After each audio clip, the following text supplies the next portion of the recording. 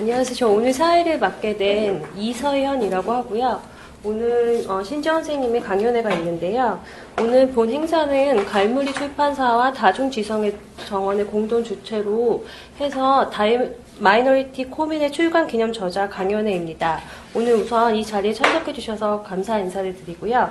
우선 책을 아마 다 읽으신 분도 계시겠지만 아직 접하지 못하신 분도 계실 것 같아서 제가 간략하게 책 소개와 그리고 저자 신지원 선생님의 소개로 시작하고자 합니다. 우선 책에 대한 내용을 간략하게 말씀드리자면요.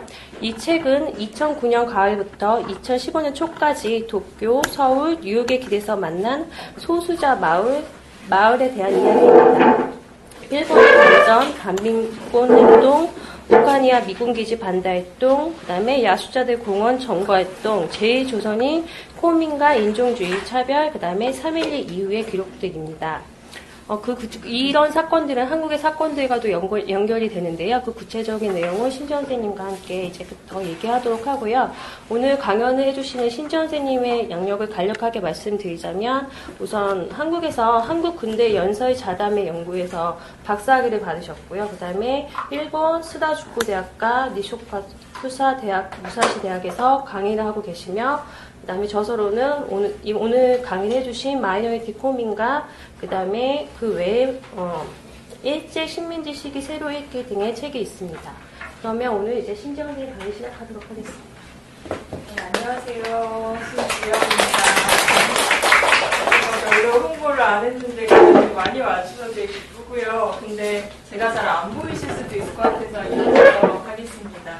사진 보여드릴 게 좀 있어서 앉았다 일어났다 하게 될 것 같고, 보여드리고 싶은 자료집 많이 가져왔어요. 그리고 여기 계시는 분들 중에는 몇 분은 제가 아는 분들이고 도착 못하신 분들도 계신데, 일본에서 같이 공부하고 활동했었던 친구들, 활동의 장에서 만났었던 친구들, 이런 분들도 많이 계세요. 그래서 질문 시간에 어쩌면은 그런 분들 이야기도 함께 들을 수 있지 않을까 하는 생각도 들고, 또 제가 어제 밤에 왔어요. 집에 도착한 게 12시, 거의 12시쯤 집에 도착을 해가지고, 아직 한국의 상황에 지금 익숙하지 않고, 그러니까 한국에 도착해서 여기까지 오기까지 만난 사람은 가족밖에 없습니다. 부모님밖에 없어요. 그래서 한국의 상황을 원래는 아주 잘 알고 온 다음에 조금 둘러보고 여러 상황들을 접하고, 그 다음에 제가 어떤 수준으로 어떻게 이야기해야 할지, 보세요. 해야 할지 그런 것들을 조금 생각했어야 했는데, 그런 점이 조금 부족할 수 있습니다. 그런 건 오히려 여러분들이 질문을 주시면서 보충하고 생각하고 그렇게 해나갈 수 있었으면 좋겠습니다. 네, 제 책이 마이너리티 코민이고 표지 최가영 씨가 아프콤에서 굉장히 예쁘게 해주셨어요. 그리고 편집해 주신 분들은 저기 계시고요. 김장현 씨랑 제가 너무 감사하게 생각하고 있습니다. 그리고 이 자리에는 이 책을 쓰고 모든 글을 계속 수요 넘어 그리고 출판사에서 가장 처음 연재 시작했는데, 그 순간순간들에 계속 도움을 주고 함께 공감해줬던 친구들도 와 있습니다. 제가 오늘 강연하는 건 3월 11일 그 이후의 시간 운동 효문이라는 제목을 달고 있는데요. 제가 책 내용에 대해서 아주 자세하게 오늘 이 자리에서 설명을 드리려는 그런 계획을 갖고 있진 않습니다. 오히려 이런 자리에 오는 게 그렇게 익숙한 사람은 아니에요.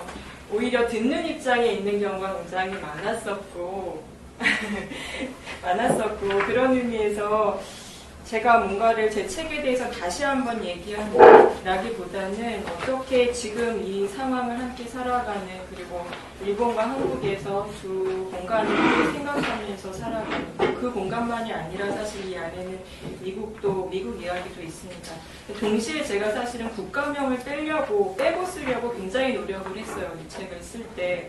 어떤 순간에는 국가명이 어쩔 수 없이 들어갈 수밖에 없는 경우들이 있었지만, 가능하면 그 안에 있어서 또 다른 공간들이 서로 어떻게 만날 수 있는가라는 부분을 생각해보고 싶었기 때문에 가능하면 국가명을 많이 쓰지 않으려고 노력했습니다.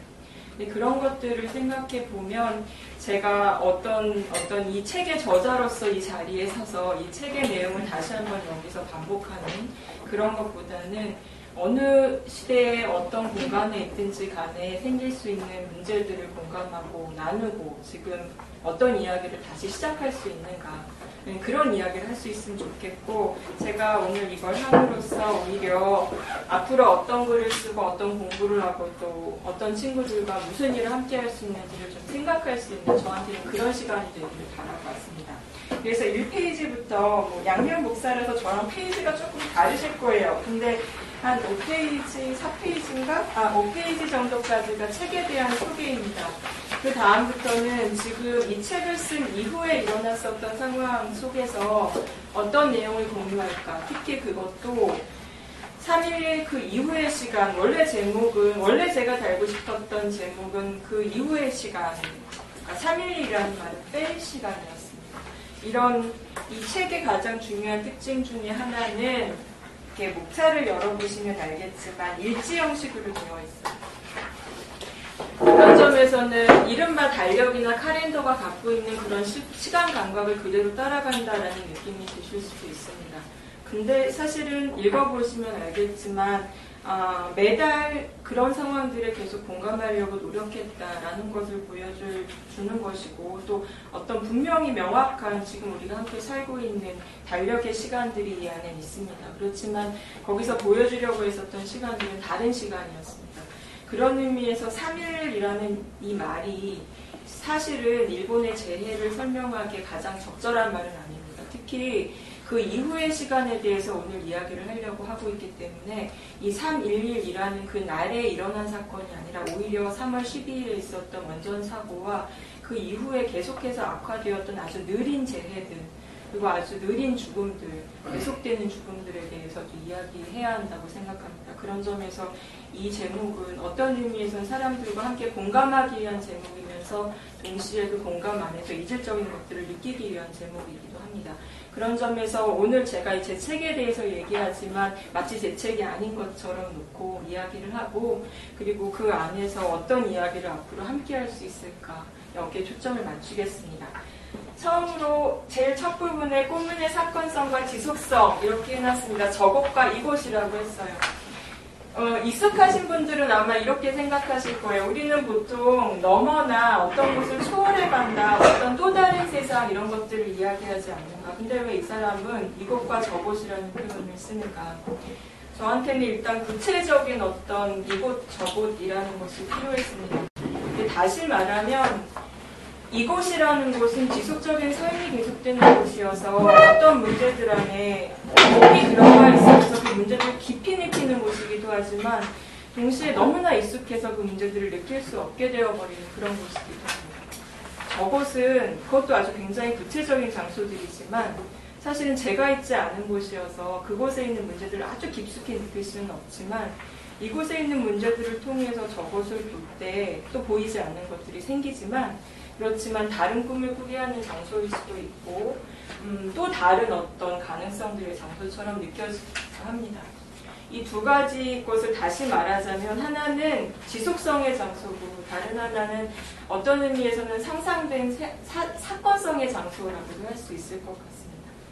이 두 가지 공간들을 함께 생각해보고 싶었었던 이유는 제가 이 책을 가장 처음에 쓰려고 했을 때 어떤 상황이었냐면 청탁을 처음 받았을 때요. 일본에 처음 갔었던 게 2007년이었어요. 2007년 겨울, 그러니까 늦가을. 근데 그때 2007년 봄에는 어떤 일이 있었냐면 대추리 베이군 기지, 미군 기지 운동이 사실상 그 집행부가 국가랑 협상을 맺고 거기에 여러 가지 상황들이 있었습니다. 간단히 이야기할 수 없는 일이지요. 그래서 모든 마을 주민들이 이주를 하기로 결정하는 그런 일이 있었던 시기였습니다. 그리고 그때 저는 이제 대추리에 있는 지키미 친구들하고 좀 친했어요. 그래서 한 달이나 일이 있을 때나 가능하면 거기에 가보려고 노력하고 있었던 때였습니다. 그런데 그때 생각했어요. 그때 이제 땅속에 전부 다 대추리에 있었던 물건들을 묻고 이러는 그런 행사들도 있었고요. 근데 그때 생각했는데 그 안에서 더 싸우고 싶었던 사람들도 분명히 있었습니다. 합의를 했었던 사람들 중에도 분명히 있었고 지키미들도 있었고 할머니들은 뒷방에서 지키미들에게 난 정말 사실 더 많이 오랫동안 싸우고 싶었다. 계속 싸우고 싶었다. 라고 얘기하는 사람들도 있었습니다. 이렇게 운동이 끝났을 때 혹은 우리가 패배라고 얘기한 어떤 순간이 왔을 때 그런 순간은 늘 옵니다. 근데 그런 순간에 그 힘들은 어디로 가는 걸까? 이게 하나의 질문이었습니다. 또 하나는 저는 수요노모에서 공부를 시작했다고 할 수 있는 사람이에요. 걸음마를 거기서 배워서 뭐 일본에 처음 갔을 때 실수도 많이 했습니다. 그리고 그 시기는 사실 수요노모만이 아니라 자율평론, 여성이론연구소 뭐 이런 그 대안적인 학교 밖에 대안적인 장소들이 아주 많이 생겼던 때였어요. 그 시기를 함께 지냈습니다. 자율평론에서 친구가 된 사람들도 있고 여의연의 친구들도 있고 공부를 지속한 사람도 있고 활동가가 된 사람도 있고 그냥 조용히 주부가 된 친구들도 있습니다. 근데 제가 일본에 갔을 때는 그런 대안적인 활동들이 일종의 한 번의 전환기를 다시 한번 겪을 때였다고 저는 그렇게 기억합니다. 수요노모도 그 안에 많은 여러 가지 일들이 있었고 그게 한 2009년, 2008년, 7년, 10년 이런 사이에 일어나기 시작했었던 일. 그러니까 대안적인 공간이 생기고 10년 이상이 흘렀을 때 일이라고 생각합니다. 근데 그때도 생각했어요. 고민의 내재적인 문제들, 어떤 고민이 굉장히 잘 되고 계속해서 커질 때가 있고 일정 정도 크기가 지나면 그 안에 문제들이 반드시 생기는데 그랬을 때 그 안에 있는 고민의 내재적인 문제들을 얘기할 수 있을까? 얘기하는 것은 고민의 힘을 약화시킬까? 강화시킬까? 만약에 그것이 어떤 형태로 변화됐다면 그 변형 안에서 원래 있었던 에너지들은 어떻게 지속될까 혹은 변형될까? 이것도 이후의 문제였습니다. 그래서 오늘 강연의 제목이 이후의 문제고 그런 고민들을 일본에 가서 계속할 수 있었습니다. 왜냐하면 제가 일본에 갔었던 시기가 2009년에서 2015년, 그러니까 일본어를 잘 알아들을 수 있게 된 게 2009년 정도였던 것 같아요. 그때부터 일본에서 아주 많은 일이 있었습니다. 한국에서는 뭐 촛불 집회부터 시작해서 뜨거운 시기이기도 했고, 일본에서는 2009년부터 막 리만 브라더스 이런 것들로 해서 굉장히 경제적으로 어려운 시기였습니다. 그래서 빈곤운동, 뭐 홈리스 운동, 홈리스라고 하지만 사실 야숙자라고 부릅니다. 일본에서 활동가들은 야숙자 운동, 그리고 뭐 미야시타 공원 같은 그런 운동이 대표적이고요. 비정규직 운동 이런 것들이 굉장히 활성화된 시기였습니다. 그때 저는 거기 가서 그 활동의 활기도 굉장히 좋았지만 제가 한국에서 경험했었던 여러 활동들이나 공간들을 그 안에서 다시 한번 생각해보고 싶었어요. 그러니까 그 공간에 있으면서 계속 이곳을 생각하고 있었던 겁니다. 예, 그러면서 만났어요. 그 시간들을 만났고 어떻게 하면 그 이후의 문제라는 것을 계속 고민할 수 있을까 하는 게 저의 문제였습니다. 사실은 그렇게 해서 굉장히 활성화되는 시기였기 때문에 또 2011년 뭐 이렇게 지나면서 세월이 바뀌긴 하지만 운동이 굉장히 활성화된 시기였기 때문에 사실상 굉장히 서로 잘 접속하는 것처럼 보였어요. 근데 제 전공이 동아시아 문학이나 사상이나 역사 같은 걸 하다 보니까 굉장히 오래된 역사적인 고민들과도 만났습니다. 제일조선인 활동들, 오키나와 활동들 이런 것들과 만났는데 그런 문제들이 관련되면 만나기 굉장히 어려워져요.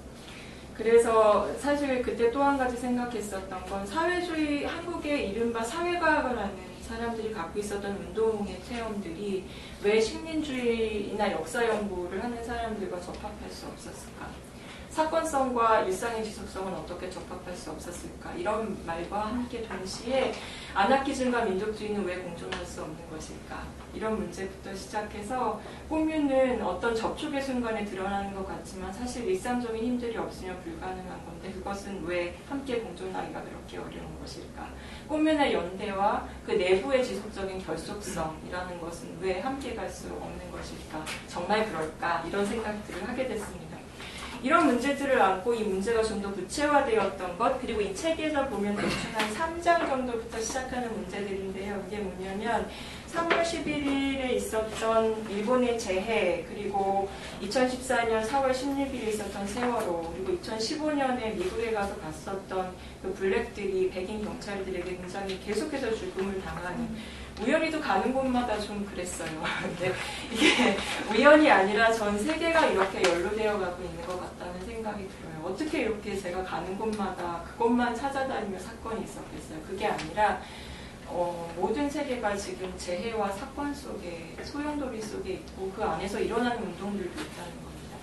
근데 그 상황들을 보면서 운동의 장기화라는 또 쌍용 자동차 문제도 저한테 굉장히 컸고요. 재능교육, 특수노동자 문제 이런 것들이 한국에 잠깐 들어올 때마다 만나는 것이었지만 저한테 굉장히 중요했습니다. 그러면서 어떤 생각이 들었냐면 이 문제를 좀 더 절실하게 생각해야겠다. 운동 이후의 문제, 재해가 일어난 이후의 문제, 활성화된 어떤 순간들이 끝나고 났을 때 그 힘들이 어디로 가는가라는 문제들. 그리고 그때 생각했어요. 제가 이런 곳에서 조금 덜 힘든 이유는 단지 일반인이기 때문일까? 근데 그건 아니라는 생각이 들었어요. 그게 아니라 다른 공간들과 계속 제가 알게 모르게 접속하고 있었던 거죠. 제가 일본에 있었다는 것이 아마 그런 것들을 가능하게 했을 것입니다. 그거를 뭐 특성화시키거나 그게 어떤 특권이 되는 걸 아주 주의하려고 노력하면서 썼어요. 그러니까 그런 의미는 아니고요. 우연히 그렇게 되는 상황들과 마주했다는 거죠. 근데 그러면서 생각했습니다. 이곳에서 정말 괴로울 때 내가 한국에 있을 때 굉장히 괴로운 어떤 상황들과 마주쳤는데 일본에서 또 다른 그 비슷한 상황들과 마주치면 그게 아주 객관적으로 다시 보이기도 했어요. 그렇다면 그런 재해 이후의 순간, 활동 이후의 순간, 어떤 이후의 순간이라는 상황에서 이곳의 이야기를 저곳을 통해서 생각하고 저곳의 이야기를 이곳에 전달하는 것이 어쩌면 위로도 되고 돌파구도 되고 혹은 문제가 절대로 이 안에만 있는 것이 아니다라는 전 세계적인 시스템도 보게 되고 또 새로운 운동의 방식들도 알게 되고 그렇게 되는 것이 아닐까라는 생각이 들었어요. 그래서 그때부터 훨씬 더 본격적으로 그 문제를 이 책에서 쓰기 시작했습니다. 그리고 그것이 굉장히 절실했어요. 왜냐하면 이건 개인적인 문제가 아니라 어떤 망각이 시작되는 순간들이 있다는 걸 알게 됐거든요. 특히 후쿠시마 원전이나 그 안에서는 단순히 방사능에 대해서 무뎌진다 이런 식의 망각뿐만이 아닙니다. 뭐냐면 하나의 어떤 피해자가 발생했을 때 원래 있었던 피해자가 또 망각됩니다. 그래서 제1조선인들이 후쿠시마의 반원전 활동들에 대해서 다소의 어떤 비판들을 했었던 거라고 저는 생각합니다. 동시에 이런 망각도 있어요. 단순히 노력하지 않아서 잊혀지는 게 아니라 너무 괴로워서 잊고 싶어지는 것도 있습니다. 방사능이 있지만 살아야 하기 때문에 잊어버리게 되는 그런 상황도 있는 겁니다. 이런 문제들에 대해서 어떻게 생각해야 할까? 그 안에 있으면 살기 위해서 있기도 하고 혹은 그런 방식으로 의도한 건 아니지만 그렇게 잊어버리는 순간들과 만납니다. 그렇게 되면 다시 그 안에 타자들이 생기는 순간들이 생기는 거죠. 이 문제들을 써보고 싶었던 게 3장, 4장의 것들인데 그래서 한 가지 얻은 결론이 있다면 이곳에 있는 이야기를 저곳에 전달할 때 그때 왜 그게 필요한가? 왜냐하면 만나는 게 이득을 주거나 하기 때문이 아니라 뭐 돈을 주겠어요? 뭘 주겠어요? 아무것도 없어요. 근데 왜 그게 그렇게 중요한가? 왜냐하면 만나면 쾌락이 있기 때문입니다. 기쁨이 있어요. 그 순간에. 그리고 물론 만난 순간에 답답하고 더 괴로운 순간이 좀 반드시 있습니다. 그럼에도 불구하고 왜 자꾸 밖을 봐야 하는가? 밖을 통해서 안을 봐야 하는가? 동시에 왜 그렇지만 이곳에 있어야 하는가? 그건 굉장히 중요하다는 생각이 듭니다. 이 현장성이 갖고 있는 문제들을 보는데 이곳에서 봐야 하는데 밖에 또 하나의 기준을 갖고 보는 그런 것. 그래서 아주 내부적으로 획득된 타자성 혹은 아주 내부적으로 획득된 문제의식 같은 게 없다면 사실은 다른 곳과 만날 수가 없습니다. 그런 이야기들을 좀 하고 싶었어요. 그리고 이런 문제들은 제가 글 쓰는 방식과도 굉장히 관련되어 있는데 이 타자성의 문제는 한국의 71년, 해방 이후에 71년이라는 세월 안에 민주화 운동 안에 또 우리가 하고 있는 운동 안에 타자성이라는 게 어떤 형식으로 들어와 있는가 그걸 어느 정도 인식했는가 라는 생각들을 하게 됩니다. 최근에 캄보디아에서 있었던 공기라든가 이런 문제들도 있지만 사실 역사 속에서 우리가 난민이었던 기억들을 되게 한국의 국가의 사람들은 많이 갖고 있어요. 한국 국민들은. 물론 우린 국민이 아니라 민국이죠. 민의 국가예요. 공화국은 아니고. 그리고 일본국은 그런 게 없어요. 근데 어쨌든 우리는 공화국은 아니고 민국이에요. 타미, 일본어는 타미, 백성이에요. 근데 우리들은 사실은 난민의 경험을 아주 많이 갖고 있는 곳이죠. 그리고 내전의 경험도 있는 곳이죠. 그렇기 때문에 언제든지 지금 내가 시민이고 국민이지만 바닥으로 떨어질 수 있다, 난민이 될 수 있다라는 경험도 사실 갖고 있습니다. 타자성은 그냥 여기 와 있는 다른 이방인을 알아채는 거야 이런 것이 아니라 사실 우리 내부에 있는 아주 깊숙이 있는 타자성과 만나는 것이라고 생각을 합니다. 네, 그런 의미에서 이 책은 그 이후에 이렇게 진전이 됐고요. 길어지고 있어요. 어떡하죠? 근데 이 문제를 조금 더 생각해 보면 왜 전후, 이후라는 문제 속에서 타자성이 그렇게 중요한가라는 것을 보면 국가나 권력이 이 이후의 시간 속에서 사람들을 이상하게도 어떤 하나의 꼬뮌과 다른 꼬뮌 사이에 경쟁을 시키거나 분열을 시키는 방식이 아주 많다는 걸 알게 되었습니다. 예를 들면 어떤 것이 있었냐면 탈원전, 반원전 운동이 엄청나게 일본에서 활성화되었을 때 있었던 일이에요. 야숙자들, 노숙자들을 재해대책이라는 이름으로 그들이 살던 지하 주차장에서 쫓아냅니다. 그런 이야기들을 썼어요. 그리고 그런 사이를 틈타서 오키나와의 신기지 건설을 추진하기 시작합니다. 2014년 일이에요. 동시에 안보법안이 특수 비밀보호법이 통과됩니다. 이런 상황들이 같이 있는 거예요. 그래서 자기 안에 있는 또 다른 꼬뮌을 보지 않으면 이쪽 꼬뮌에 집중하는 사이 이쪽 꼬뮌의 약한 고리가 닫힙니다. 그리고 그건 어느 순간 순환해서 다시 자기한테로 오죠. 이런 식으로 국가는 꼬뮌들 사이를 의간질하고 혹은 가지고 놉니다. 제가 돌림방이라는 이야기를 썼는데요. 그런 상황들을 보게 되기 때문에 이것과 저것을 연결하는 것이 그런 의미에서 중요합니다. 시스템 전체를 보게 하기 때문에. 그리고 그런 이야기들이 아마 맨 마지막에 저것을 통해서 이곳을 생각하는 방법, 이라는 어떤 의미에서는 에필로그 부분에 그 이야기들이 쓰여져 있습니다. 마지막으로 그런 의미에서 제가 이 책은요, 제가 계속 제가라는 주어를 쓰고 있긴 하지만 제 것은 아닙니다. 그리고 제가 무슨 그런 일본의 활동에 엄청나게 깊이 관여한 사람도 아닙니다. 최선을 다해서 시간을 쪼개서 그런 일이 있을 때 가보려고 했어요. 누구든지 할 수 있는 일이고 그런 점에서 비판을 받는 경우들도 있을 겁니다. 왜냐하면 저는 새로운 운동을 만드는 일에 그렇게 열심히 참여한 사람은 아니에요. 오히려 제가 하고 있는 공부들과 이걸 어떻게 같이 가져갈 수 있을까 늘 갈등했고, 그리고 그 안에서 나는 이렇게 살아가면 좋겠다라는 생각을 했었어요. 그리고 그런 의미에서 이 안에 있는 내용들은 제 내용이 아니라 사람들이 해왔었던 공간들의 이야기입니다. 그리고 그들이 내가 갔을 때 맞아주지 않았다면, 기쁘게 맞아주지 않았다면, 쓰도록 허락해주지 않았다면, 나에게 어떤 이야기들을 들려주지 않았다면 그 모든 지식들이 있어요. 거리에서 듣고 느끼고 혹은 말하지 않았지만 와서 분위기로 보여주고 몸짓으로 보여주고 때로는 아주 내밀한 자기 이야기를 고백하고 이런 거리에서 얻은 찌라시 이런 소리들 이런 것들이 다 이 책 안에 들어가 있어요. 그렇기 때문에 그냥 저를 통과해서 듣고 쓴 것이지 이게 제가 쓴 책입니다 라고 말하기에는 굉장히 제가 말하면서 이제 부끄러운 생각이 들어요. 이게 인간적인 부끄러움이 아니라 그렇게 되지 않아야 한다는 생각이 들고 그게 제가 하고 싶은 마지막 이야기인데 여러 가지 장르들을 뒤섞었어요. 그래서 그 각각의 상황에 맞는 글쓰기가 필요하다고 생각했기 때문에 꼭 의도한 건 아닌데 써놓고 보니 그렇게 되었어요. 그래서 역사서도 뭐도 아닌 글이 되었지만 그렇지만 한 가지 생각했었던 거는 류신이 말했었던 잡문이었습니다. 어떤 것을 쓰기 위해서 어떤 장르나 어떤 거에 구애받는 것이 아니라 그리고 동아시아적인 전통 안에서 글쓰기라는 게 늘 정치적인 것과 함께 다 있었던 것. 그리고 그 안에는 에피소드라든가 그런 것들이 함께 있는 것들. 그런 것을 놓고 그런 것들을 책 안에 담아서 쓰고 싶었습니다. 그거를 저는 소문의 아카이브라고 부릅니다. 새로운 아카이브를 만드는 건 지금 세대에 아주 중요하다는 생각이 들어요. 왜냐하면 역사기술이 갖고 있는 문제점들이 점점 깊이 드러나고 있고 동시에 동원할 수 있는 사람들은 점점 죽어가고 있기 때문입니다. 사라져가고 있어요. 그런 상황에서 어떻게 하면 다른 방식의 역사기술이 가능할까라는 것을 생각해야 하고 동시에 뭘 생각해야 하냐면 이제 진실이라는 것이 굉장히 말하기 어려운 것이 되었다는 거예요. 왜냐하면 증언할 수 있는 사람들이 적어지고 죽어가고 사라져가고 그리고 시대는 점점 떨어져서 그걸 실감할 수 있는 사람들은 사라지고 그리고 지금의 사안들은 너무나 급하고 그리고 동시에 여러 가지 법안들이 제정되고 있지요.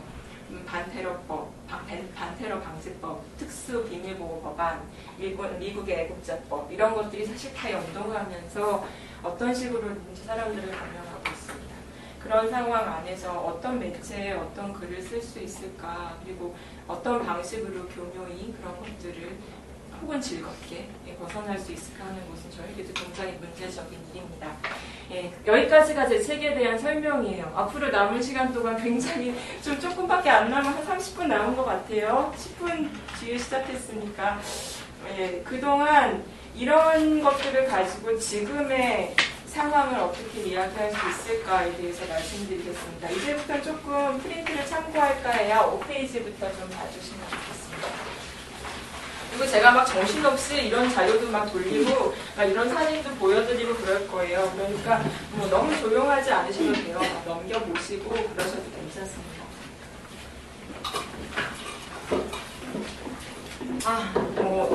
아직 익숙하지 않아서 제 책 소개가 너무 길어져 버렸는데 제가 진짜 오늘 하고 싶었었던 건 이겁니다. 뭐냐면 지금 또 하나의 인종주의가 3월 11일 제2 이후의 시간 속에서 그리고 일어나고 있는데 그 안에 새로운 여러 가지 형태의 싸움들도 있고 또 그 싸움들이 보지 못하는 지점들도 있는 것 같다. 그러면 어떻게 우리는 이 이후의 시간을 같이 공유하고 한국에서 지금 이 자리에서 생각할 수 있을까? 이렇게 했을 때 제가 마지막으로 말씀드리고 싶은 건 계절 감각이에요. 지금 봄이잖아요. 한국의 봄 저 아주 오랜만에 겪습니다. 그리고 원래 4월 30일이라는 건 저한테는 4.3봄이라고 해서 메리데이 전야제를 하는 날이었습니다. 아주 어렸을 때, 대학교 때 이런 때는. 그리고 근데 아주 오랜만에 와요. 5월 1일에 한국에 올 일이 거의 없거든요, 저는. 그래서 늘 이때는 일본에 있었고 일본의 메이데이에 참여하곤 했습니다. 근데 오랜만에 한국에 왔어요. 봄에 대한 감각이 무엇일까 이런 생각을 하게 됐어요. 동아시아에서 우리는 봄을 어떻게 기억할까? 3.1운동, 4.19, 5.18 한국에서는 혁명의 시간을 기억합니다. 동시에 가족의 시간이기도 하죠.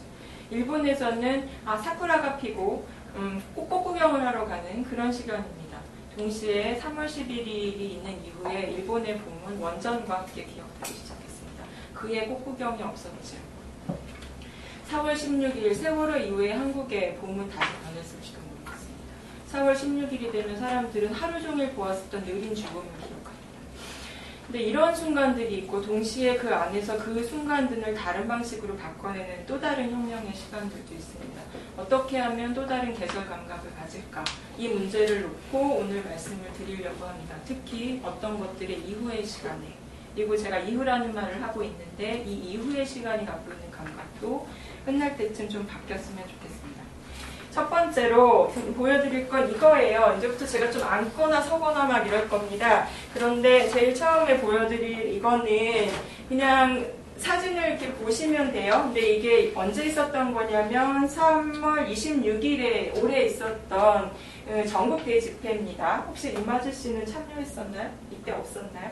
예, 100만인 액션, 안녕히 원전, 사요나라 원전 캠퍼스 100만인 액션 이런 거였어요. 근데 그때 이 섹션이요 아주 굉장히 큰 그런 집회였기 때문에 제가 이거를 좀 돌려드리려고 하는데 네, 이런 찌라시를 나눠주고 이 찌라시의 뒤에 보면 섹션이 세 가지로 나뉘어져 있습니다. 첫 번째 섹션은 메인 스테이지, 두 번째 섹션은 후쿠시마에서 온 사람들, PH 동북지방의 사람들 이야기. 세 번째 섹션은 자 연결하자 이런 것이에요. 그래서 오키나와에서도 오고 터키에서도 오고 인도에서도 오고 그랬습니다. 저는 어딜 갔겠어요? 당연히 세 번째 섹션을 갔겠죠. 네, 맨 마지막에 끝날 때쯤 메인 섹션으로 모이기도 했어요. 근데 저는 여기에 가고 싶었어요. 왜냐하면 여기에서 원전과 미군 기지 문제를 함께 생각한다고 그랬거든요. 그리고 또 하나는 전쟁 법안을 같이 연결시켜서 생각한다고 했어요. 지금 보시는 게 터키에서 온 활동가 단체입니다. 이 활동가 단체는 여기 가운데 있는 이 여자분이 아주 재밌는 어필을 많이 했어요. 그리고 이분은 이 부분은 인도에서 오신 그룹입니다. 6페이지 정도를 넘어가시면 잊지 마라, 연결하라, 원전을 멈추자 뭐 이렇게 되어 있을 거예요. 잊지 마라는 지금 사진이 없어요. 제가 똑같은 시간에 일어난 저는 세 번째 스테이지에 있었거든요. 근데 그 두 번째 스테이지에서는 대부분 후쿠시마나 혹은 동북지방에 계신 분들이 와서 계속 말했습니다. 가장 중심은 기억하라예요. 그리고 국가한테 말해요. 조사하는 거 그만두지 말아라. 그리고 원조합을 지원하는 거 그만두지 말아라.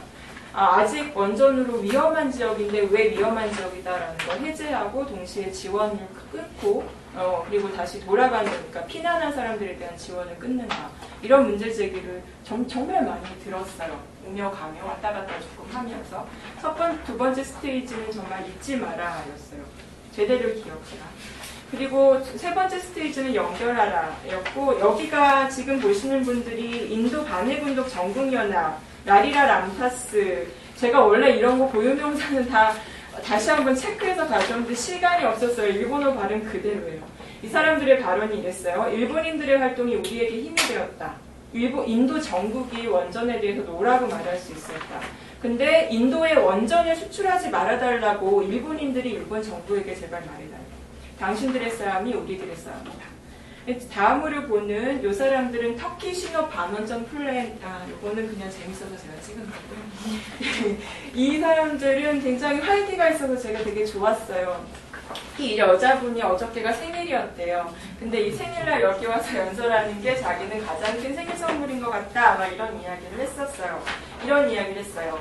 우리들도 당신들도 혼자가 아니에요. 이 여자분이 굉장히 프렌들리한 말투를 써요. 그래서 제가 번역할 때 약간 이렇게 했어요. 50년 전부터 정부가 원전을 추진해왔다. 1994년에 우리가 23개 단체가 만나서 이런 걸 만들었다. 우리가 힘을 합쳐 싸우지 않으면 지구는 살 수 없는 곳이 된다. 일본에서도 원전 재가동이나 원전 수출을 막아달라고 해달라. 일본어로 핵무기에 대한 시를 처음 읽었는데 정말 슬펐다. 그런데 원전은 핵무기와 연결된다. 이런 이야기를 했어요. 다음으로 보실 거는 그들이 갖고 있었던 표어들이에요.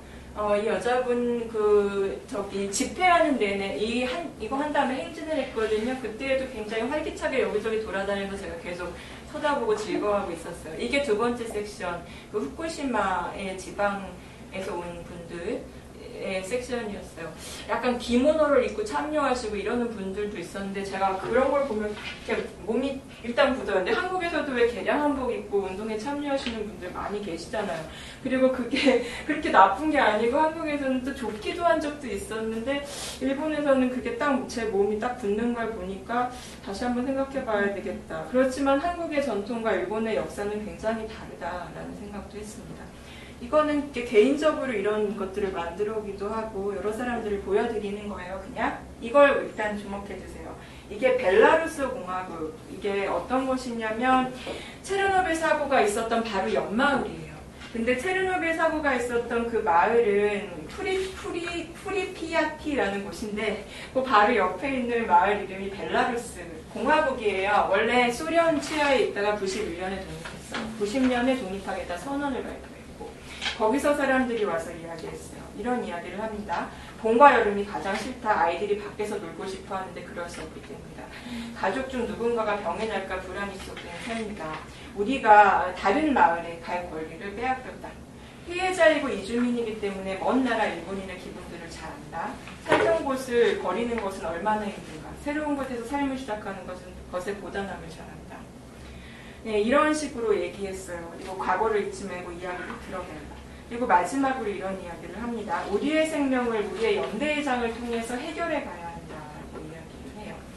여기 그 갈무리에서 번역책 내시잖아요. 후쿠시마에서 부는 바람. 거기에 보면 원전 수출 이야기 나옵니다. 그 원전 수출 이야기 중에 제가 번역한 게 하나 들어가 있는데 선전이 아니라요. 뭐냐면 인도네시아에 한국하고 일본이 원전 수출하는데 아주 경쟁적으로 아주 열심히 하고 있어요. 네, 그런 것들을 사실 인식하고 나가야 합니다. 이날에 이 연결되자라는 메시지 중에 하나는 그런 거였다고 생각해요. 그리고 또 하나 이 그림을 왜 가져왔냐면요. 여기 계시는 요 분이 수화를 하고 계세요. 수화를 하고 계시는 분이십니다. 그리고 여기에는 지금 없는데 이렇게 마지막에 찍었어요. 사진 포토타임을 갖겠습니다. 그러더니 이렇게 찍더라고요. 이게 옛날하고 좀 달라졌어요. 좀 운동이 조금 고착된 느낌이 있어요. 동원된 느낌들이 살짝 있어요. 근데 이거 찍을 때 재밌었어요. 뭐가 재밌었냐면 저는 그때 사진기 고장나서 아이폰으로 막 찍으려고 하는데 막 옆에 있는 기자가 저를 엄청 싫어하고 그랬어요. 그런데 뭐였냐면 사람들이 NHK 와 있냐 막 이랬어요. 예, 이런 상황들이 굉장히 재밌었어요. 그리고 그냥 이건 집회 모습입니다. 쭉 보여드려요. 이거 아베예요. 아베가 떨어지고 있어요. 그리고 강아지랑 이렇게 같이 치고 있는 것도 있고요. 할아버지, 아저씨들 이렇게 이런 우산 잘 안 드시잖아요. 이거 재밌어서 일부러 찍어왔어요. 예, 그냥 이렇게 쭉 보시고요. 시간이 많이 없으니까 마지막으로 현민 대집회, 후쿠시마에 있었던 대집회입니다. 아까 도쿄 대집회는 35,000명 정도 참여했고 후쿠시마 현민 집회는 6,000명 정도 참여했어요. 아직도 방사선량이 높아서 들어가도 될지 안 될지 고민스러운 곳이에요. 그 처음에 입고 나서 얼마 지나지 않아서 여기 현민 대집회 가는데 저한테 통역해달라고 부탁이 온 적이 있어요. 그때 엄청 고민했던 기억이 있고 여기에 쓰여져 있습니다. 예, 이런 것들, 여기 이 현민 대집회가 12일 날 있었고, 여기서 출발한 카라반들이 동북지방 피해 지역부터 다 걸어서 피해 지역을 다 거쳐서 동경까지 와서 26일 날 이 집회에 참여했습니다. 그러나 역시 차이가 있어요. 어디서부터 이야기가 발신되는가, 후쿠시마에서 도쿄를 발신되는가, 도쿄에서 후쿠시마를 발신되는가, 연결된다고 할 때 그런 차이들을 절대로 무시하면 안 됩니다.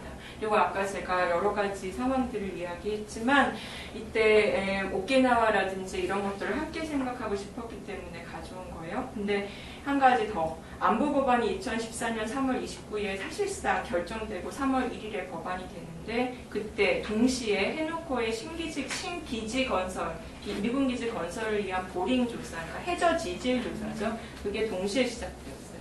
왜 이건 동시에 일어났을까요? 그런 것들을 생각해봐야 한다는 발언들이 이날 있었습니다. 그리고 두 번째로 보여드릴 건 뭐냐면요. 그런데 그래서 이렇게 좋은 게 있어요 라는 이야기를 제가 그냥 드리려고 온 건 아닙니다. 뭐냐면 다음으로 망각이라는 것이 어떤 것을 낳는가 하는 것들을 조금 보여주고 싶었어요. 지금 보고 계시는 건 뭐냐면, 이 책을 조금 돌릴까요? 이건 피난기민이라는 책인데, 이제 피난민들이 점점 기민화되고 되어가고 있다라는 이야기입니다.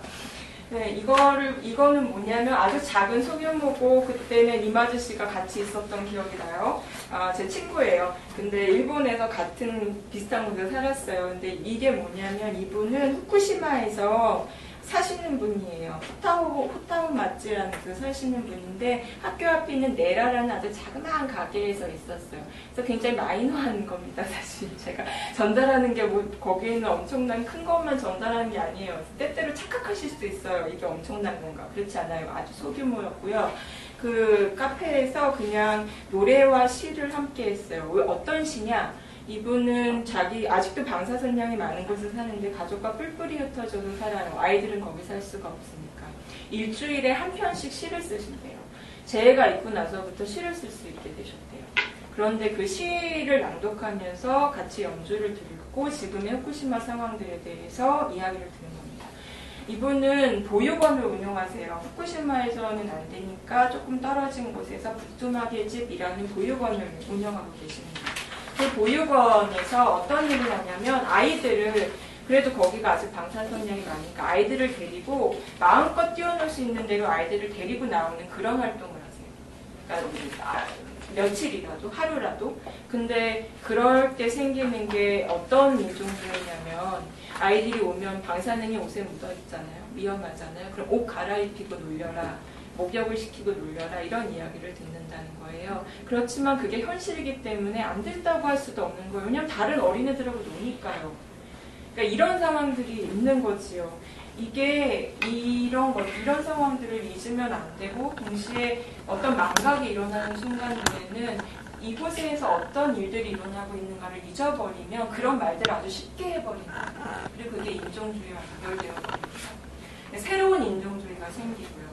동시에 자기네들이 너무나 슬프면 다른 사람들의 슬픔 보기가 어려워지는데 이날 질문을 하고 싶었어요. 거기에 제일조선인은 없냐고 이런 이야기 하고 싶었어요. 외국인은 어떻게 사냐고 외국 아이들은 어때요? 이런 이야기 좀 하고 싶었어요. 제가 꼭 외국인이어서가 아니라.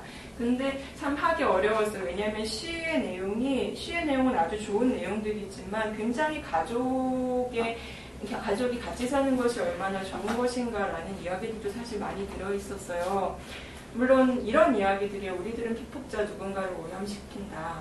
그리고 검은 피라미드라고 하거든요. 그 폐기물들을 이렇게 그 재해의 잔해물 이런 것들을 모아놔서 검은 비닐봉지에 놔서 피라미드처럼 엄청 쌓여있거든요. 근데 그런 것들을 보면서 나우시카의 그 만화 이런 것들을 떠올린대요. 자기 스스로 자연이 정화해 나가는 그런 것들을 떠올리기도 하고.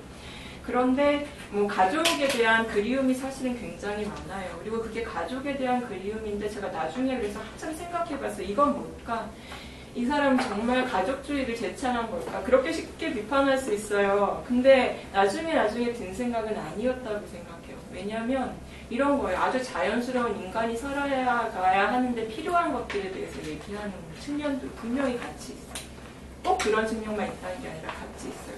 이불을 털어서 말리는 걸 하지 않으면 곰팡이가 끼잖아요. 그걸 못한다는 거예요. 창문을 열어놓고 열어놓을 수가 없다는 거죠.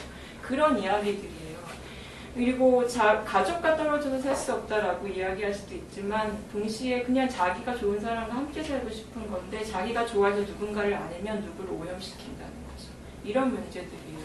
가족주의를 어떤 의미에서는 가족에 대한 향수를 말하는 것 같고 지금 그 정도로 힘들고 이혼한 가정도 많고 자살률도 높아요. 근데 동시에 뭐냐면 가족이라는 게 붕괴되고 있고 다른 감각들을 갖게 되고 있고 거기서 느끼는 고통들을 자기 스스로 느끼고 있다는 거예요.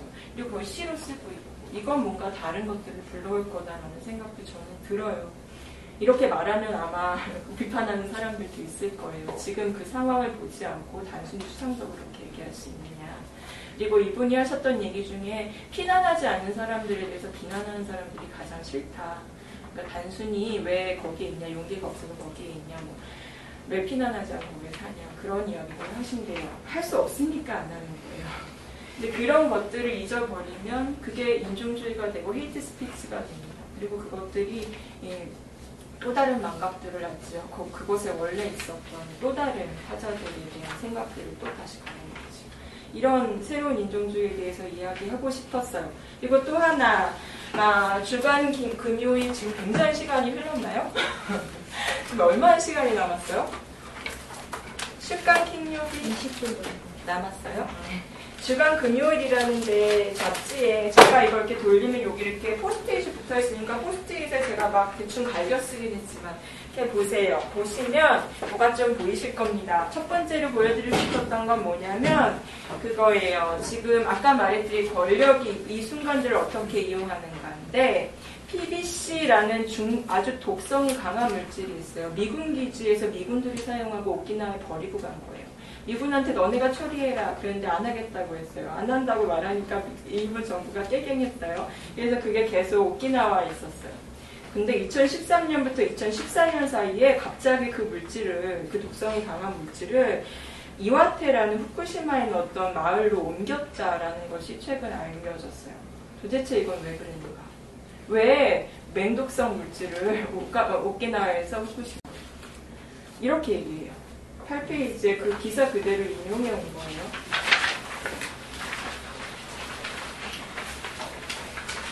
후쿠시마에는 대량의 방사능 폐기물이 있기 때문에 거기에 다른 유해 물질이 운반되었다고 해서 별 소란은 없을 것이다. 오키나와도 긴 시간 고통받아왔으니까 대이도선 이렇게 얘기해요. 그러니까 버려진 곳이죠. 제가 참여했었던 오늘 오키나와 얘기는 못하고 다른 데서 할 건데요. 오키나와 이 집회 하나 갔을 때 들은 이야기가 정말 모령화된 오키나와 섬이 하나 있는데 국가가 아마 우리가 빨리 죽기를 바랄 것 같다. 왜냐하면 점점 방사능 폐기물이 그 섬으로 운반되어 온대요. 그런데 어서 죽고 이 섬을 폐기물의 섬으로 만들고 싶은 거죠. 그런 상황들입니다. 그러니까 오키나와랑 후쿠시마는 또 이런 기사 안에 이런 말도 있어요. 두 개 다 미국과의 관계를 최우선으로 했었던 일본 전후가 만들어낸 소외된 두 지역. 한쪽은 기지 때문에 고통받았고 하나는 원전 때문에 고통받았다. 근데 이렇게 말하면 오키나와인들이 아마 화내는 사람들도 있을 거예요. 왜냐하면 후쿠시마에 원전이 있던 마을은 아주 가난한 곳은 아니에요. 사실. 그리고 그 나카도홀이랑 이렇게 선이 갈라져 있는데 일본 분들은 저보다도 잘 아시겠지만 그 후쿠시마 안에서도 많은 갈등들이 있거든요. 그런 상황이 복잡한 문제예요. 그렇지만 이렇게 서로를 분열시키고 이쪽에 있던 거 저쪽으로 옮기고 저쪽에 있던 거 이쪽으로 옮기면서 이간질시키고 분열시키는 거죠. 그래서 오키나와에서는 그럼에도 불구하고 이쪽에 있는 것을 통해서 뭔가 자기네 지방에 도움되는 사업을 해보려고 했어요. 이것도 정말 생각해보면 좀 슬픈 일인데 왜냐하면 시스템에서 소외된 사람들은 다시 그 시스템의 어떤 순간에 그 수레바퀴 안에 들어가서만 살 수 있게 만드는 노동해야지 살 수 있게 만드는 그런 시스템이 되어 가는 거죠.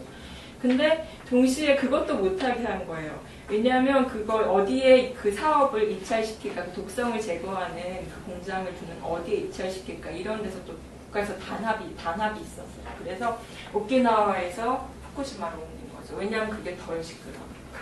이런 상황들인 거예요. 그래서 또 하나 이후의 시간에 일어나는 것은 이런 식의 돌림방입니다. 국가가 이런 식으로 돌리지요. 그리고 분열시키지요. 그러니까 그 안에서 인종주의도 심화되고 사람들 사이의 배제도 심화되고 그 안에서 관동 대지진 같은 것들도 일어나는 거라고 저는 생각하고 있습니다. 그 또 하나 신문을 하나 좀 돌릴 건데요. 뭐냐면 이렇게 좀 쪼가리 갖고 와서 잘 모르시겠는데, 이거는 이쪽에 실즈라고 한국에서 굉장히 유명한 지금의 탈원전 운동을 하는 젊은 친구들이 많이 모여있는 그런 단체입니다. 이쪽은 뭐냐면요, 후쿠오카 맞나? 큐슈지가 후쿠오카에 이번에 지진이 있었던 그 바로 직후에 대마가 소문이 인터넷에 잔뜩 아무래도 그러니까 막 퍼지기 시작했는데요. 그게 어떤 상황이었냐면, 우물이 없지요. 근데 우물에 독을 푼다라는 그런 소문이 퍼졌어요. 근데 이 관동대지진, 1923년에 있었던 관동대지진 때 아시는 분들도 있을 텐데, 여기서 나온 책도 있어요, 갈무리에서. 근데 그때 어떤 게 있었냐면, 조선인들이 지진의 기회를 틈타서 사람들을 학살하거나 혹은 도둑질을 하거나 그런 폭동이 일어나고 있으니 그들을 조심해라 라는 대마가 소문이 퍼져요. 근데 경찰이랑 국가가 요 기회를 틈타 여태까지 귀찮았었던 사회주의자들도 죽이고 조선인들과 일본인 사회주의들이 연결되면 골치 아프니까 조선인들도 처리할까? 이런 마음을 먹고 그 소문을 공식 발표해요.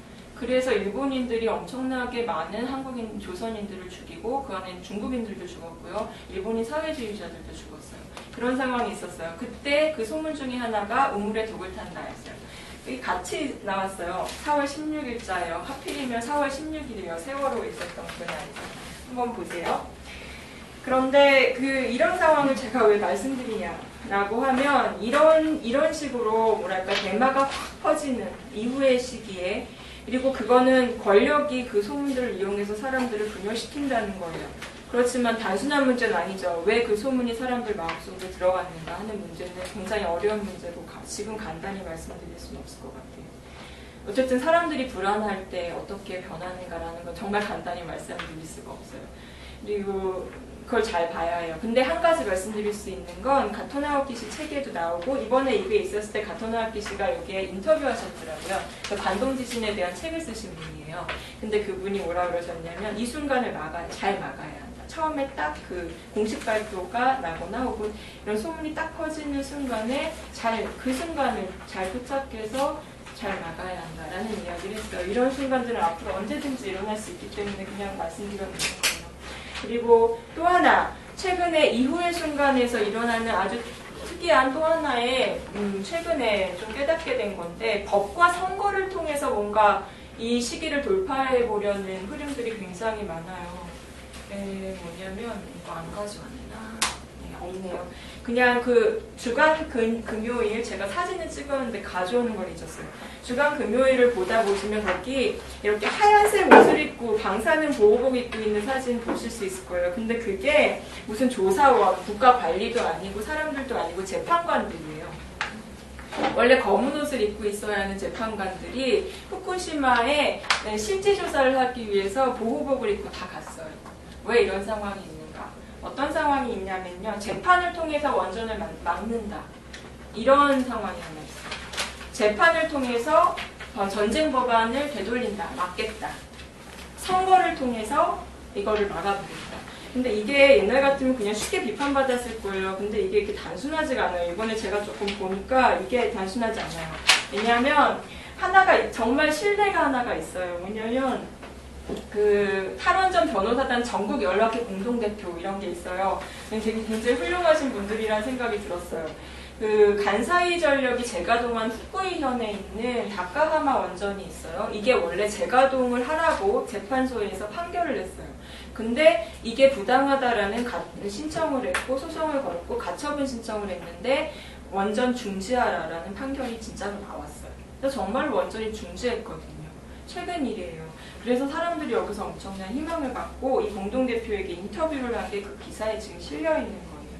근데 이렇게 말해요. 가동 중인 원전을 멈추었다는 건 굉장히 큰 의미가 있다. 가동되지 않은 원전을 계속해서 재가동하는 것을 막는 거랑 아주 의미가 다르다.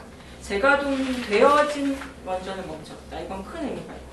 또 하나는 가처분 신청이 갖고 있는 건 굉장히 속도가 빠른데 이게 속도가 먹힌다. 특히 자기네 현에 있는 원전에 대해서 그 현의 재판소에 소송을 거는 것이 아니라 그 옆에 있는 현에, 다른 현에 이 재판을 걸 때 승산이 크다. 왜냐하면 자기네 현의 문제일 경우에는 여러 가지 권력관계가 관련되잖아요. 그래서 적극적으로 이거 해보겠다. 그리고 재판의 특성상 굉장히 많은 증거들을 확보해야 하는데 우리가 증거가 아주 많다. 이거 이후의 문제예요. 정말 이후 5년이 이번에 지났잖아요. 5년째예요. 원전 사고가 있고 나서. 그리고 체르노빌 사고가 있고 나서 30년입니다. 사실. 이런 상황이니까 재판이 의미가 있는 거예요. 정말로 가처분 신청을 딱 한 번만 이기면 일단 원전이 멈춰요. 그러니까 이건 의미가 있는 거예요. 그리고 또 하나, 원전 피해 지역 주민들이 다양한 재판들을 진행하고 있어요. 이유가 있어요. 국가가 점점 조사를 그만두고 있어요. 처음에 다 책임진다고 하더니 이제 조사도 안 하고, 실질 조사를 안 하고, 그리고 피해 조사를 안 하고, 그리고 나서 뭐 이제 괜찮아졌으니 돌아가라 라고 하면서 지원금도 끊고, 그리고 그 가설주택 지원했던 것도 끊겠다. 이런 얘기예요. 아주 상징적으로 미나미소마에서 이런 판결이 났어요. 그래서 그 3개월 뒤에 지원이 끊기는 게 있어서 그거에 대한 소송을 주민들이 집단으로 국가에 대해서 하는 거예요. 그래서 지금 재판관들이 후쿠시마에 가는 거예요. 그리고 동북지방에 가는 거예요. 이런 것들이 있고 이렇게 보면 재판이 전혀 의미가 없는 게 아니에요. 법을 통한 운동들이 대개의 경우는 제도화된다 그래서 비판받아왔어요, 여태까지. 근데 정말 너무 심각하니까 이렇게라도 해서 뭔가 해야 하고 이게 또 승산이 있는 순간들이 있어요. 이 재판이라는 제도를 게임을 하듯이 이용하면 되는 거예요. 그러니까 이 현이 아니라 다른 현에서. 뭐 이런 식으로요. 그런데 한 가지, 또 하나. 선거를 통해서 원전과 전쟁 법안을 막겠다 하는 게 있어요. 아까 보여주셨던 그 신문기사 중에 그 실즈 같은 사람들이, 젊은 친구들이 지금 모여 있어요. 왜냐면 이번에 참의원 선거랑 중의원 선거가 연달아 있어요. 올해 있어요. 4월에 참의원 선거 있고 몇 개월 뒤에 중의원 선거 있고 2018년에 정권 교체가 될까 말까가 걸려 있어요. 그러니까 참의원 선거, 중의원 선거 이겨가면 2018년에 자민당이 아닌 다른 쪽 이길 수 있다. 이런 것들을 하고 있는 거예요. 근데 선거를 할 수 있는 건 사실 국민밖에 없는 거죠. 그러니까 여기엔 분명히 한계가 있어요. 그렇지만 이것도 실질적으로 기능하고 있어요. 이렇게 선거와 법과 뭐 이런 것들을 통해서, 제도를 통해서 싸우는 방식이 지금 5년이 지난 이후 시간에 일본에서 일어나고 있는 또 하나의 상황입니다. 그리고 이것을 단순히 이렇게 그냥 비판할 수는 없어요. 그렇지만 세 번째 또 하나의 법, 선거 투쟁의 불가능성이라는 부분에서 요시미 재판을 좀 보여드리고 싶어요. 이날 저 시간을 착각해서 굉장히 일찍 갔었어요. 그런데 못 들어갔어요. 그리고 여기 앞에서 이렇게 쭉 늘어서서 있으면 방청권을 주거든요. 이게 무슨 재판이었냐면 요시아키라는 추호대학교, 중앙대학이에요. 번역하면 거기 교수님이, 그 선생님이 그 위안부 문제에 대한 글을 썼어요. 여기에 간단한 설명이 있어요. 큐페이지에 보면. 그런데 거기에 일본의 유시네회에 사쿠라우치 후미키라는 중의원 의원이 있어요. 이 사람이 이상한 말을 했어요. 너의 책은 날조다. 이런 이야기를 한 거예요. 그래서 명예훼손을 받았어요. 그래서 명예훼손을 했다라고 요시미 선생님이 소송을 건 그런 사건입니다. 근데 이게 또 사실 그 이후, 그 전에 맥락도 되게 웃겨요. 뭐냐면 원래는 5월 13일에 하시모토라는 오사카 시장이 있는데 정말 이상한 발언을 엄청 많이 한 사람이에요. 근데 위안부 제도가 필요한 것은 누구든지 안다라고 얘기를 해서 국제사회에서 정말 국제적으로 비판을 받았어요. 그래서 이거를 조금 변명을 해보겠다고 기자단을 모았거든요. 특히 해외 기자단을 모았어요. 근데 그 자리에 해필이면 사쿠라우치 중의원이 참여를 해서 이번에는 요시미의 그 책이 날조다 이런 발언을 한 거예요.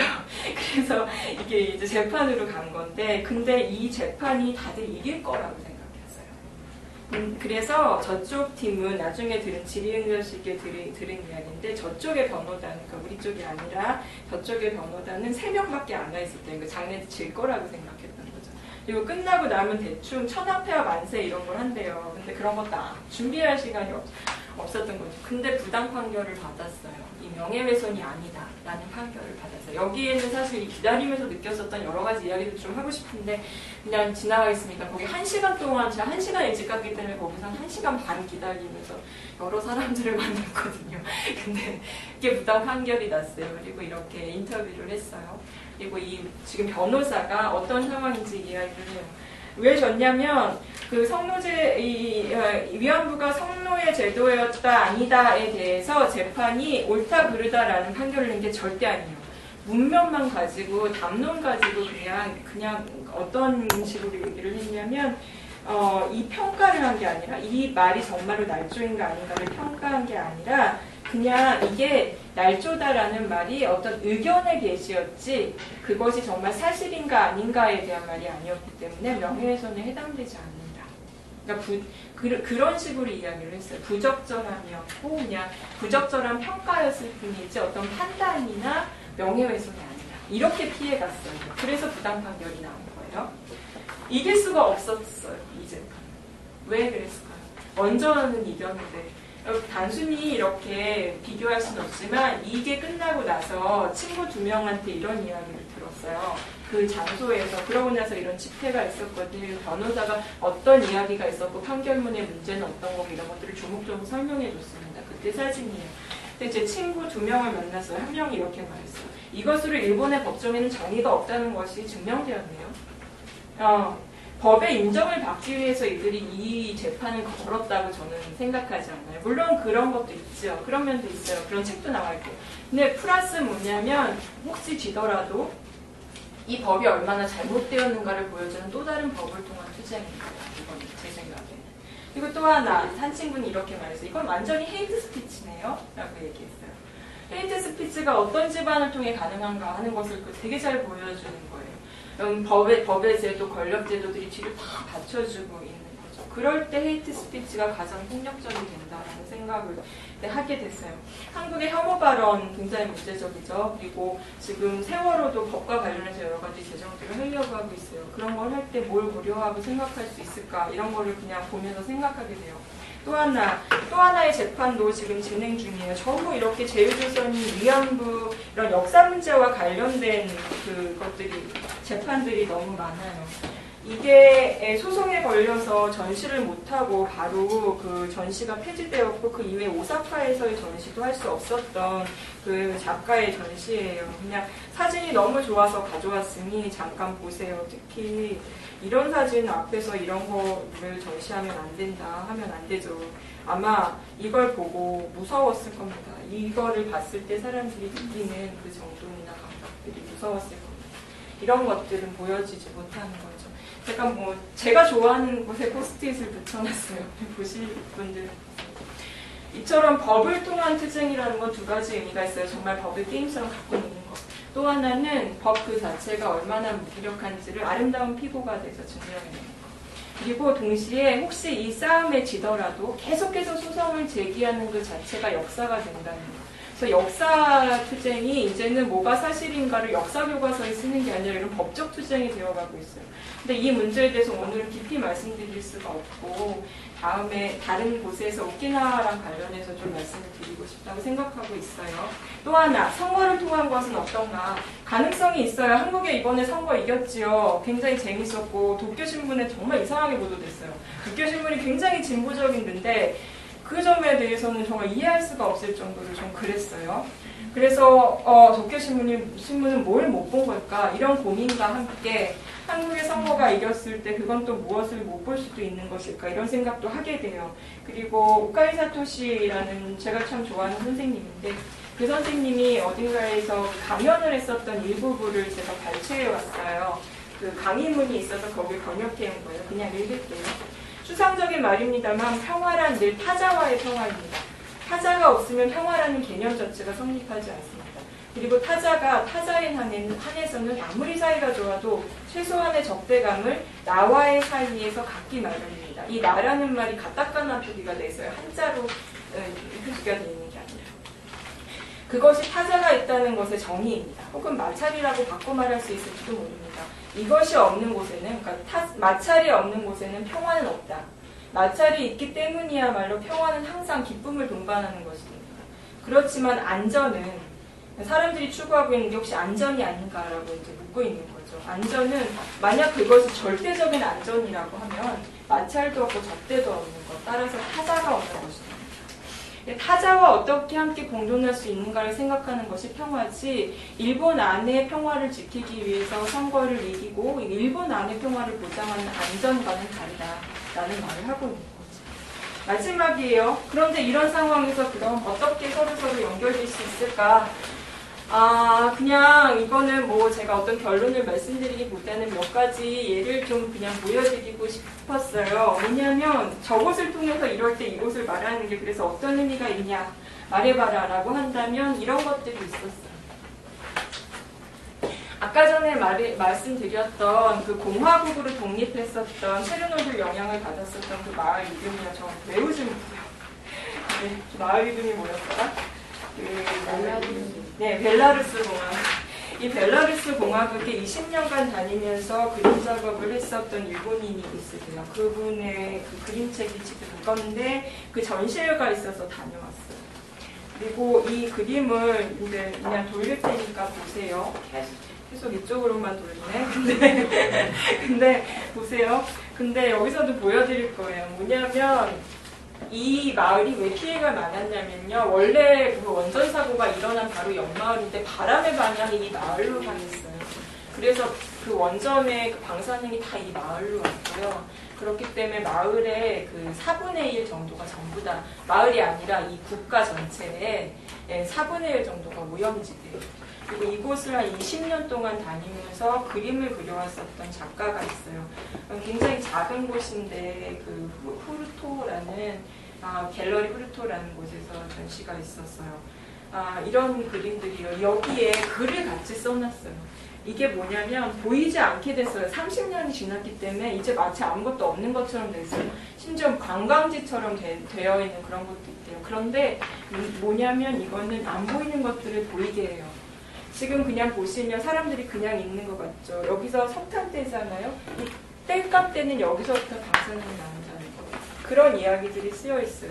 이들의 일상 속에 있고 안 보이지만 사실은 방사능이 여전히 위험하고 그런 것으로 이 마을에 어떻게 있는가. 그렇지만 그렇다고 해서 그게 단순히 슬프고 그렇기만 한 일인가.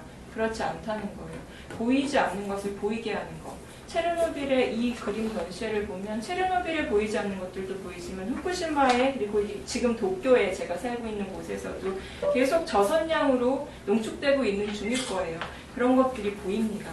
이렇게 또 보시면 이렇게 글을 다 써놨어요. 특히 이렇게 아이들 이야기 그냥 아이들이 정말 없다. 이 결혼식 이야기는 정말 슬픈데 여기 전통적인 파티나 결혼식을 굉장히 좋아하는데 특히 숲에서 하는 파티를 굉장히 좋아하는데 결혼을 하려고 그러면 결혼 차별 같은 것들을 많이 받고 그래서 결혼식이 별로 없다는 거죠. 그래서 이게 인종주의적으로 어떻게 되고 있는지 이런 것들을 보여주는 거예요. 그리고 그냥 이렇게 밥을 다 차려서 먹지만 사실 여기 다 방사능이 들어가 있고 이런 상황이에요. 그렇지만 제가 이걸 되게 슬프게만 얘기하고 있는 건 절대 아니에요. 그리고 이 그림을 보세요. 이게 그냥 단순히 어떤 슬픔과 괴로움의 상징인지 거기 이 마을에서 살면 안 된다고 그랬는데 마을로 돌아가는 사람들이 있어요. 후쿠시마에도 75세 이상 사람들이 그냥 마을로 돌아가야 아주 위험한데 그리고 거기서 살아요. 그걸 그냥 비난하면 안 돼요.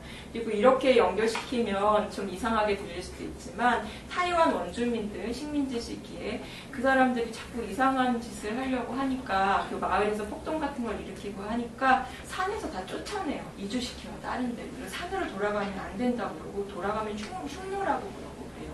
근데 계속 돌아가요. 계속. 자기네들이 살던 곳으로. 이 힘이 정말 중요한 거고 대추리가 갖고 있었던 힘 그거는 사실 거기서 나왔다고 생각해요. 그 마을에 사는 거, 복식과 함께 있는 거 그리고 병에 걸려요. 근데 사람들은 거기에 없죠.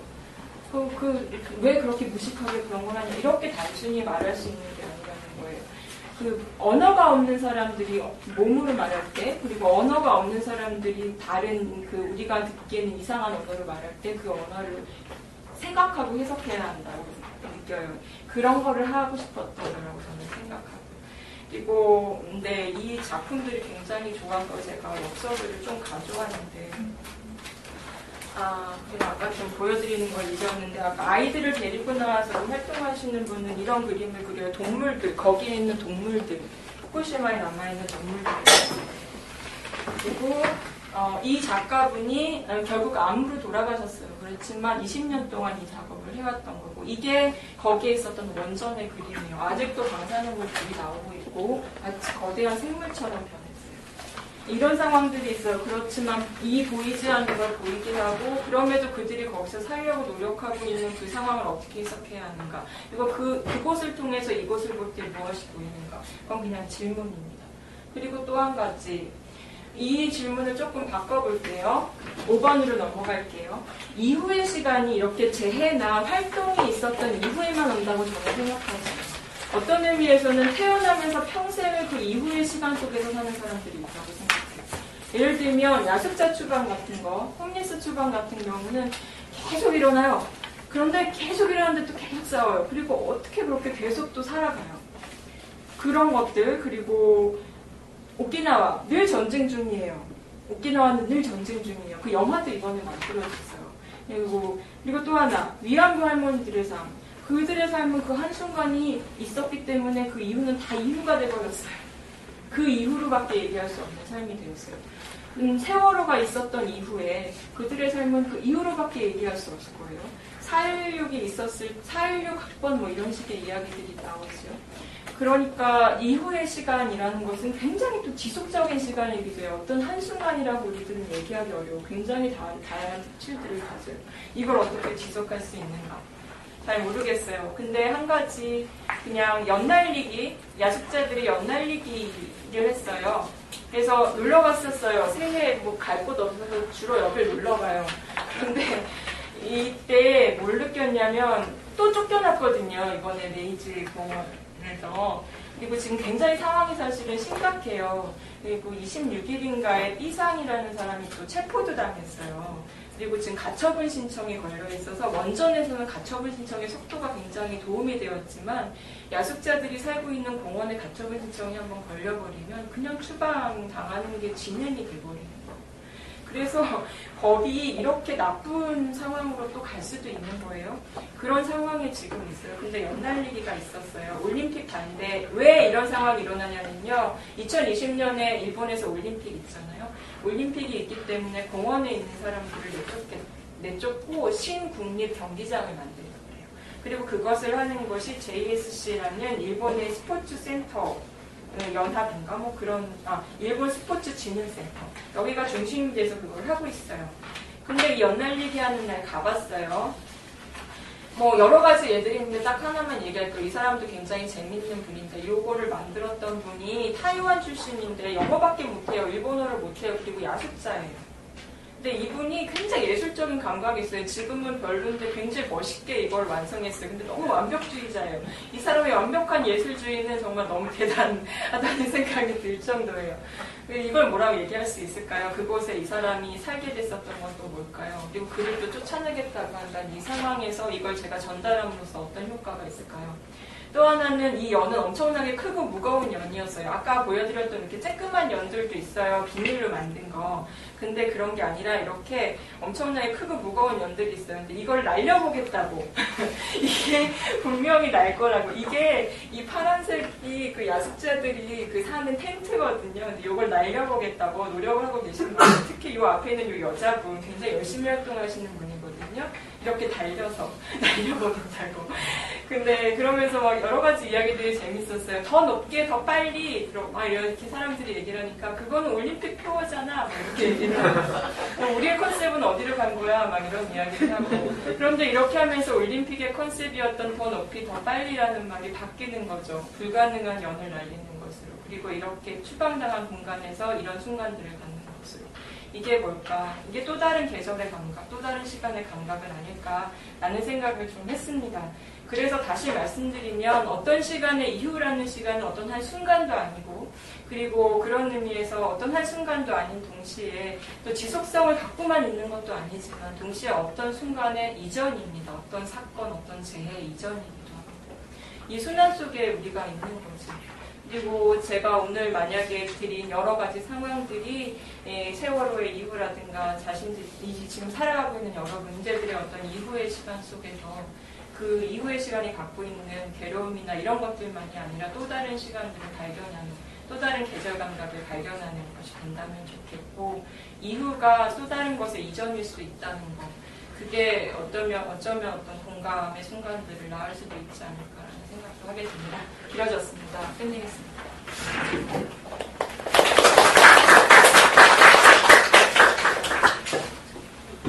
저희가 지금 1시간 동안 신정 선생님 강의를 들었는데요. 한 10분 정도 휴식 시간을 갖고요. 자유롭게 토론 시간을 갖도록 하겠습니다.